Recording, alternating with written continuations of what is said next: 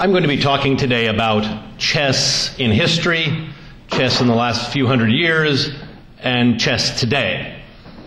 One of the main reference books I use to prepare my talk today is this book. It's called A History of Chess. It's by H.J.R. Murray. Now, this is a rather famous chess history book because it's one of the only chess history books. And where our story begins is about 500 years ago, because you know what happened about 500 years ago.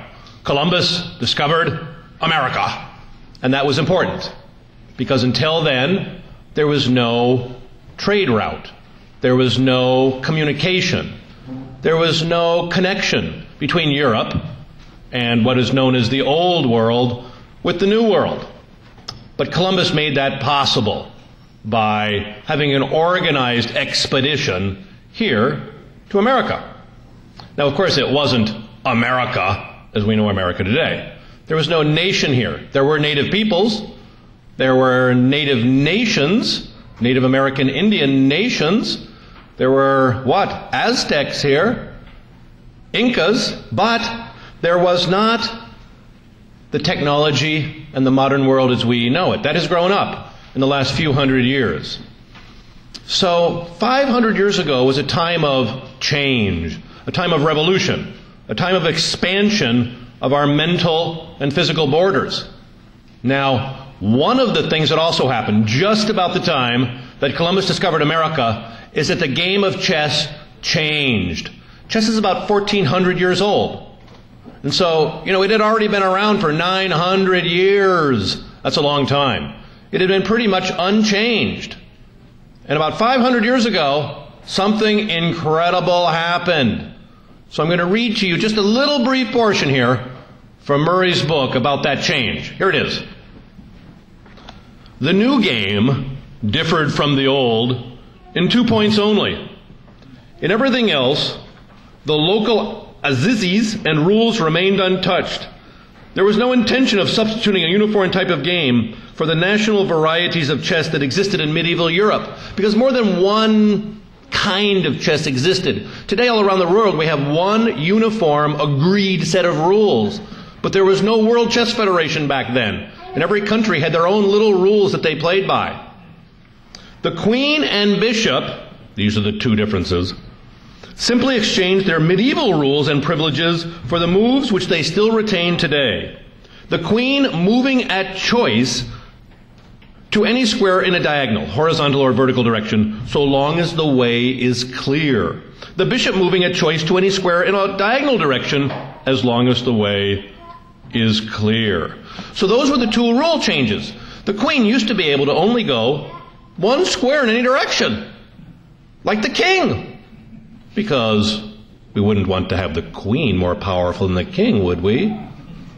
But 500 years ago, that big change was made. Maybe that was the beginning of women's rights and feminism in the world. The queen was made very powerful. Now the queen can go as far as it can until it bumps into something.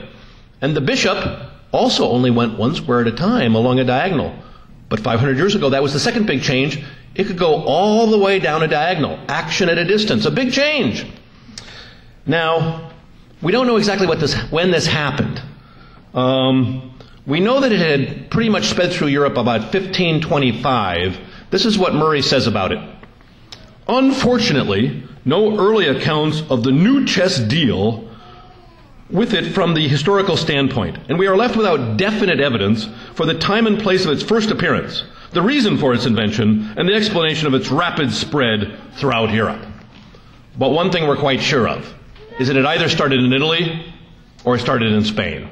Not quite sure, because there was tremendous intellectual excitement going on at that Renaissance period. That was the time of a change of mind, a change in viewing the world.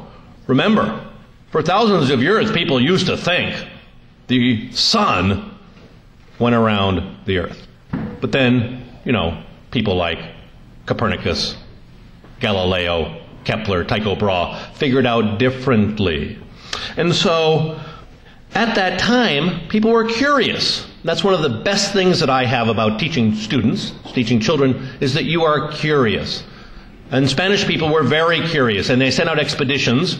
One of those expeditions reached the New World. Remember, it was Ferdinand and Isabella, the royalty of Spain, who financed Christopher Columbus's trip. So that's the beginning of my little talk today. A time of change in the world, and a time of change in chess. But there's something that adults have been keeping from you students, and I think it's time to tell you what it is.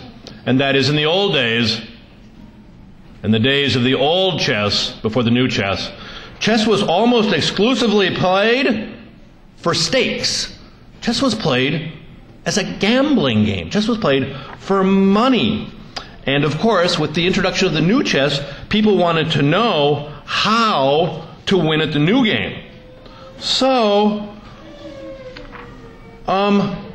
the question is, if you're an adult, and some of you may have wondered about this, students, you may have wondered, why do adults play chess? I mean, you play chess. It's a game. That's what you do. But why do adults play chess? Because adults want to look good. Adults like to win. Adults think chess is a sport. Yes, that's all true. But also they play chess for stakes. They play chess to win and to win money. So if you were good at chess, it was a way to compete against other adults. One of the things to think about, and this is the change that has happened over the last 500 years or so, is that there weren't so many companies, there were not corporations, there weren't so many ways for adults to intellectually compete. Today, if you want to intellectually compete in Seattle, we know what to do. Join Microsoft. That's a very good site of intellectual competition. And how do you know if you win? Well, you make millions of dollars. Excellent. But in those days, how did you prove your intellectual excellence? Well, chess and chess play and chess winning for money was certainly one way to do that. It was a way to demonstrate your intellectual superiority to others.